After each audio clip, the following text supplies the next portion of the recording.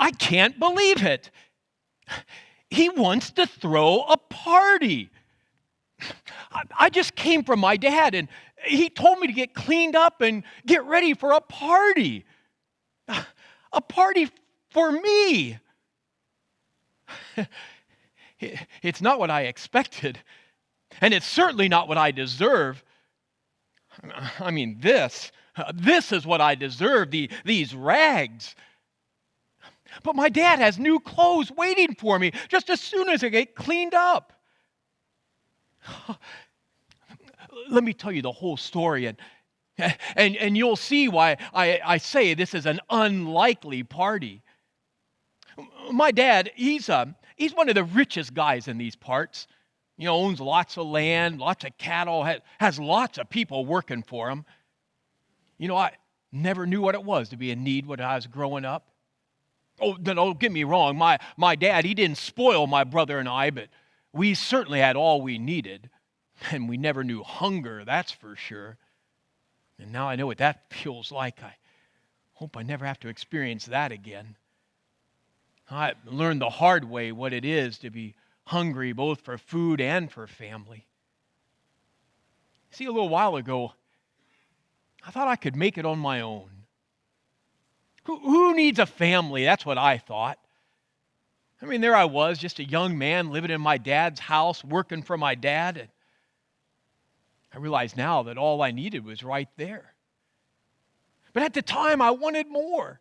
I felt I was missing out on something. It was like there was this emptiness or something just gnawed away at me.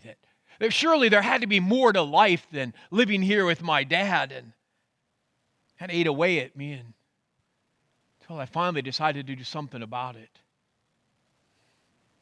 I went to my dad and I asked him for my share of his estate. Now, the law said that as the younger of two sons, that I was entitled to a third of everything my dad owned. But only after he died. You should have seen his face when I went and made my request. You know, because in essence, I was saying to him, Dad, I wish you'd hurry up and die so I can have your money. And rather than kicking me out of the house or rebuking me, he just listened and turned around and went to the other room, and I heard him weeping. I'd never heard my dad cry before. But the next morning, he went about dividing the estate. Because I wanted mine in cash, we had to sell some of our land at a discount, but I was in a hurry. I didn't want to wait around for the best deal. And with hardly a second thought, I took the money and ran. I ran to a faraway city in a distant country because I didn't really want my dad to know what kind of life I'd chosen to live. But somehow, even over all those miles, word filtered back to him, and what he heard wasn't pretty. For I'd chosen to live a pretty wild life. I mean, coming in as the new kid in town with a seemingly bottomless pocketbook, I quickly made lots of friends who were eager to help me spend my dad's wealth. Wine, women, and song. It seemed like we had it all. And we partied like there was no tomorrow, as long as I was footing the bill. But tomorrow always comes, and when tomorrow finally came and the money ran out, so did my friends.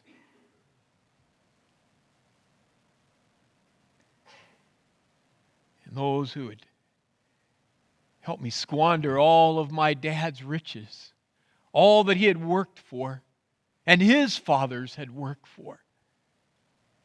It was just gone. And now my friends wanted nothing to do with me. I found myself with no place to go. To make matters worse, this distant country that I now called home was in the midst of a depression, and there was no work to be found for a foreigner like me. At first, I was able to beg enough to eat, but then even that dried up. I finally found a job, if you could call it a job. A farmer wanted me to go out and take care of his pigs. Now, for a Jew like me, we don't like pigs. We don't eat pork. We want nothing to do with swine. But my stomach spoke louder than my convictions, and so I took the job. Oh, how I hated it. It was a dirty, smelly, sloppy job. Had to sleep outside. I never didn't make enough to ever fill my stomach. I'd watch those pigs, and they had all that they wanted, but oh, how I longed even once to fill my stomach like they. I would have eaten the pig slop if I'd known it wouldn't have made me sick. Well, as you can imagine, if all you're doing all day is sitting around looking at pigs, you start to think about your life and the meaning of your life. And I realized what a fool I'd been. I'd had it all in my dad's house. In my dad's house, even the lowest servants have enough food to eat, and they can at least sleep in the barn. They don't have to sleep outside with the pigs. And so an idea came to me. I knew I couldn't go home as a son, but my dad was always hiring people to work on the farm, and so I thought maybe my dad would let me come and work with the workers, and at least that way I'd have enough food to eat. So I decided to give it a shot. I knew I didn't want to stay with the pigs, and so a few days ago I got up from the pigsty and headed home. It's been a long, hard walk home.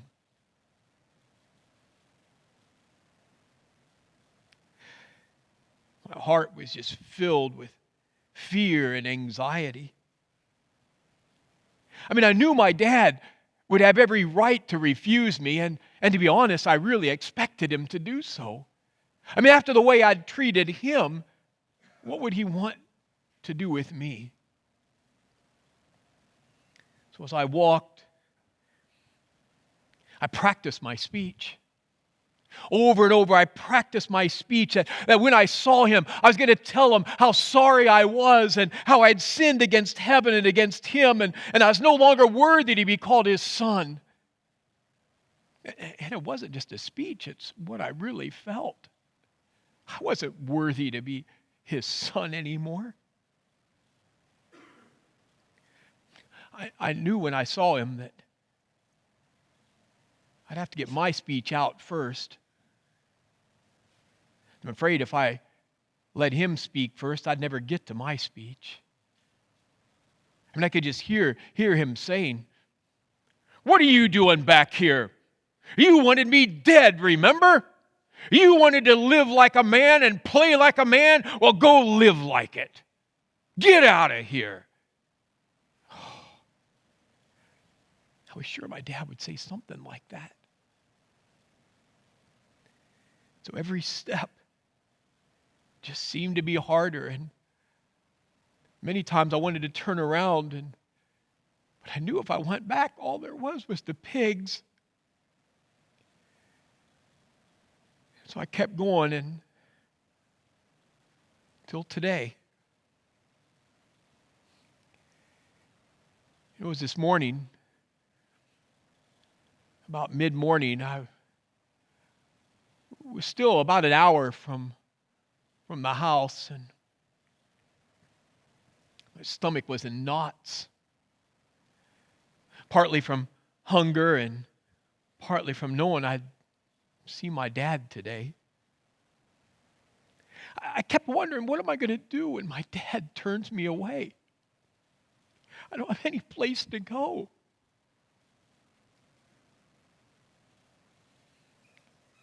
And then it happened. I stepped on my dad's land. I was still a long way from the house. If I could squint my eyes, I could just barely see it. And I thought, how I wish that I could run down that lane like I'd done so many times as a kid. I didn't want anyone to see me, especially my brother. I was afraid if somebody saw me that they'd probably beat me, and at the very least I'd be an object of scorn and ridicule. I'd left home dressed in royal robes and full of money, and now I was coming home dressed in rags and looking like pigs.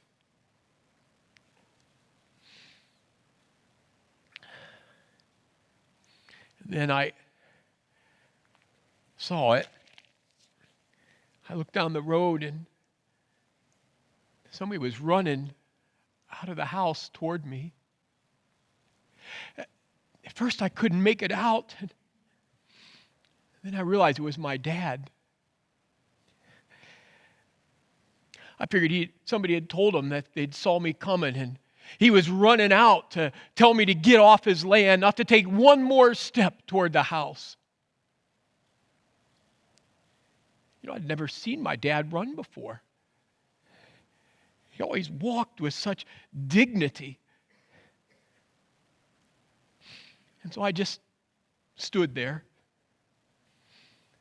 I was just going to wait for him to get close enough so I could start my spiel.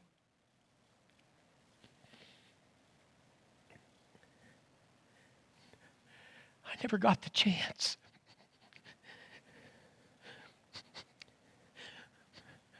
My dad never stopped running. He nearly bowled me over. He ran right into me, put his arms around me, and he began to hug me, and he began to kiss me.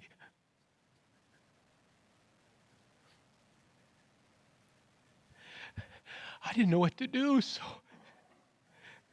I looked up, and there was my daddy with big tears in his eyes. And all he could say was, "My son, my son."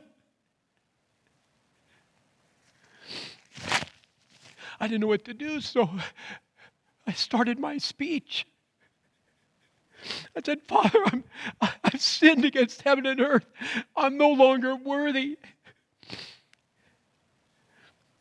I didn't get to finish. My dad, he finally spoke. Oh, not to me, but to one of the servants that had run out after him. And he said, "Quick, go get the best robe we have and get it ready for my son." And to another, he said, "And look at his feet. Oh, they're scarred and swollen from walking without shoes. Quick, get some shoes ready for his feet." And then he told some other servants to go get ready for a party. A party. He even told them to go kill the fattened calf that we had set aside. That was for a special occasion, like the wedding of a firstborn, not some renegade who comes home in rags. He put his arm around me and walked me all the way here to the house. He just left me, told me to get cleaned up and get ready for the party.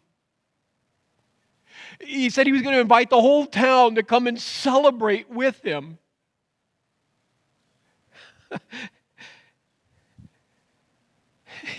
It's not what I expected. And it's not what I deserve. Can you see why I say it's an unlikely party? And you don't have to take my word for it. Just ask my brother. I mean, my brother would be happy to come along and tell you his side of the story. I don't think he's going to be quite so happy to see me. Oh, one more thing. My dad, he wants you to come to the party too. So I guess I'm going to go get cleaned up and I'll see you there.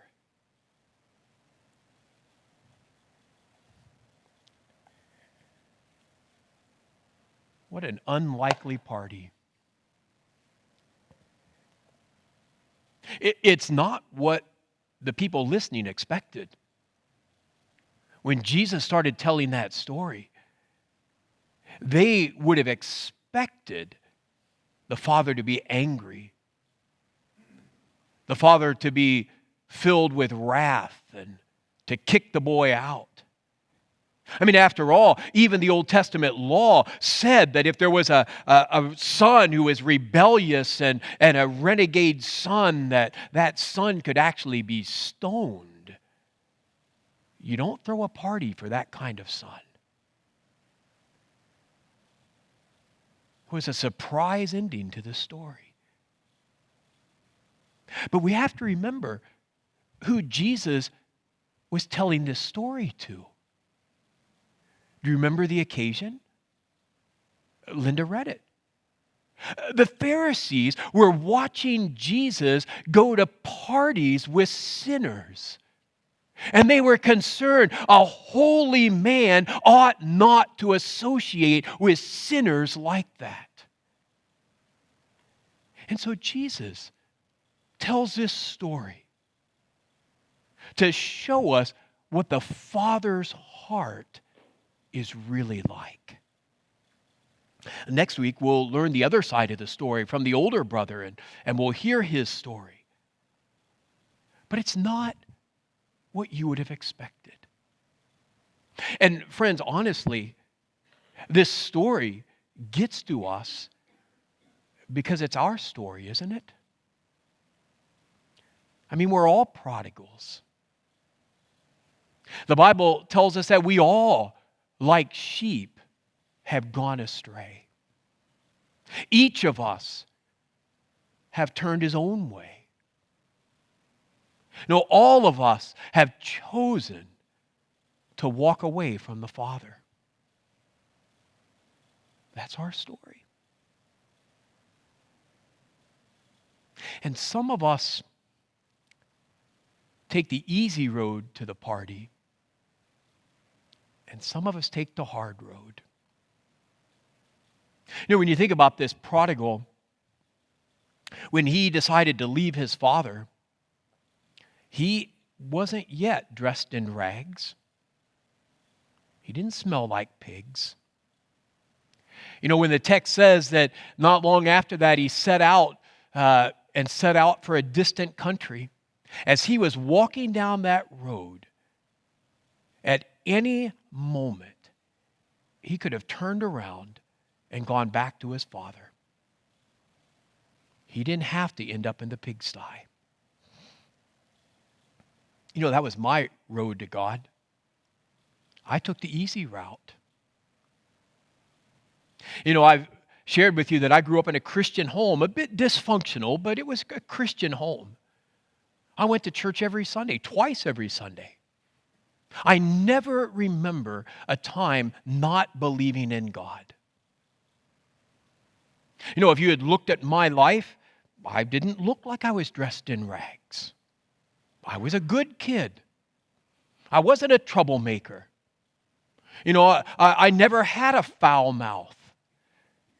I never got drunk. I didn't drink with my friends that were drinking in high school. You know, I've never drank. Except one time I was at a party with my friends and they tried to convince me to drink, and I didn't want to do it. So I took some peppermint schnapps and I mixed it with prune juice, and I asked them to drink it. And they wouldn't, so I took a drink of it. That was enough to take the desire for alcohol away from me. But I was a good kid. I didn't smoke. I've never done illegal drugs. I was a virgin when I got married. To look at me, you would never guess that I was dressed in rags. I certainly didn't end up in the pigsty. Because when I was 17 years old, I realized that even though I didn't look like I was dressed in rags, I was walking away from the Father. I was on the road headed to the pigsty. Because although I didn't do any of those things, I was disrespectful to my parents. I lied. I shoplifted. I shared with you before, I looked at pornographic magazines in high school. Again, I didn't look like I was dressed in rags. But had I not taken the short road, I would have ended up in the pigsty. And so when I was 17, I realized that the only meaning that could come to my life, the only place that could fill that emptiness, was Jesus. And so I asked Jesus to come and be my Savior. And I took the short road. And I was spared the destruction, the heartache of the pigsty. And maybe that's where some of you are. I know that's some of your stories. But maybe some of you are even there this morning. And you're not dressed in rags. You're not in a pigsty. But you're not walking with the Father. You're walking away from the Father. And the Father today wants you to take the shortcut. Take the short path to the party. Don't wait until you find yourself in the pigsty. That's God's heart for all of us. I don't think God wants any of us to end in the pigsty. But some of us have to learn the hard way. And we take the hard path to the party. That text went on and it said that the son went off to a distant country and there he squandered his wealth in wild living. That's how it began. And that hard path at first looks really good. If the young man had known this is how he would end up, he wouldn't have done it. He wouldn't have taken the hard path. But as I shared with you on Ash Wednesday, that hard path looks good and appealing at the beginning. Remember that verse from Job? It says, though evil is sweet in his mouth, and he hides it under his tongue, though he cannot bear to let it go, yet and keeps it in his mouth, yet his food will turn sour in his stomach. It will become the venom of serpents within him.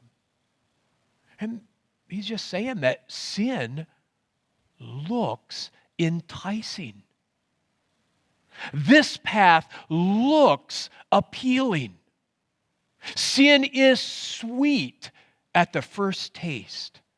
And so while the son was engaged in his wild living, he was having fun. But the Bible is very clear. It always ends in destruction.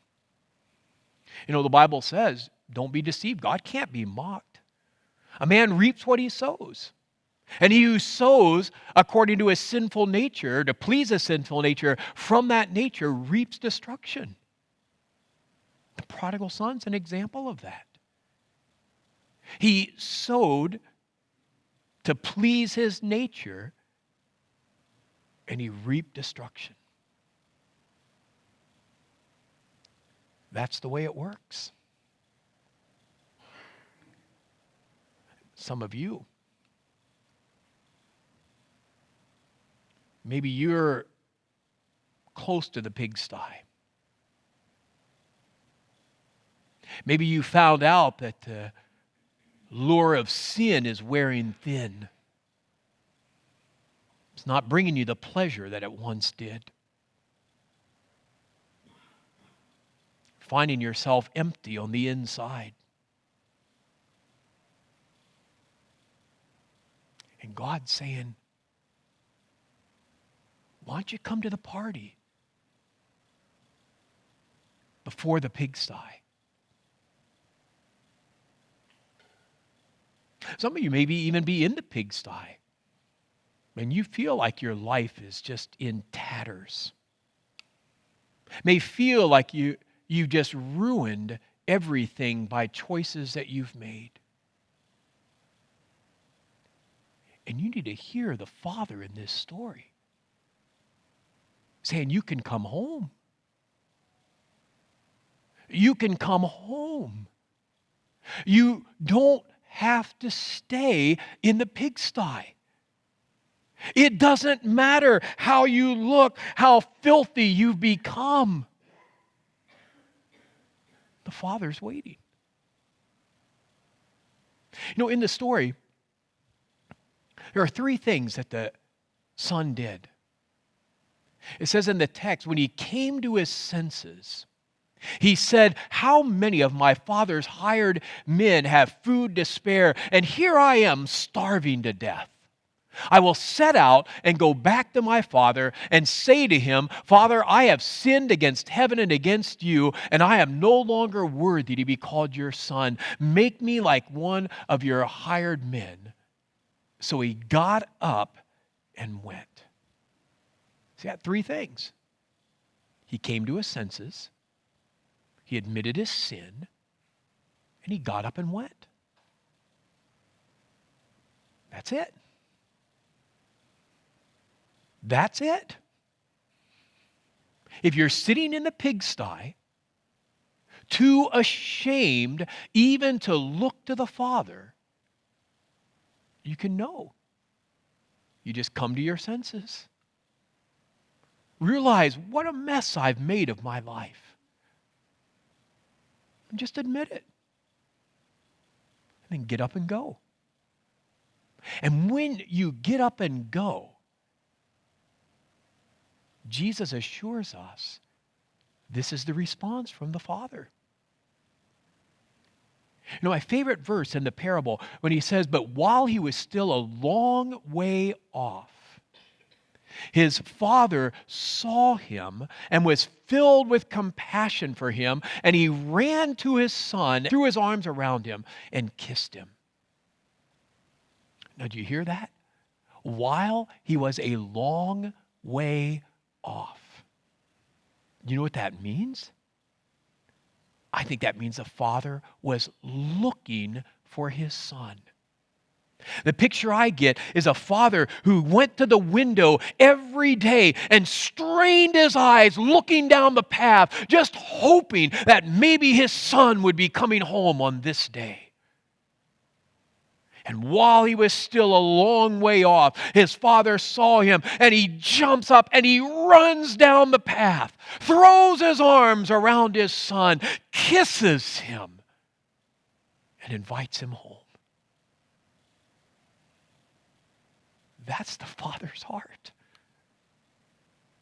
That's what Jesus wanted us to hear in this parable. It's as if Jesus is telling us, that's why I've come, so that the pathway to the Father is open and the arms will be open to you, no matter who you are, no matter what rags you find yourself in. The Father will welcome you in his arms today. That's Jesus' words. In fact, he said later in the Gospel of John, he says, whoever comes to me, I will never drive away. Whoever. Whoever. That means that God's not mad at you today because of what you've done. And you can come. And God will throw An unlikely party. You know, in John 15, where this parable is found, twice Jesus talks about that when a sinner comes, when the prodigal returns to the Father, he says there is rejoicing in heaven. Do you know what that means? That means there's a party. That the angels party whenever the prodigal comes home. And that includes you. And that includes me. And that includes those prodigals that you're praying for. That God is a God who throws an unlikely party.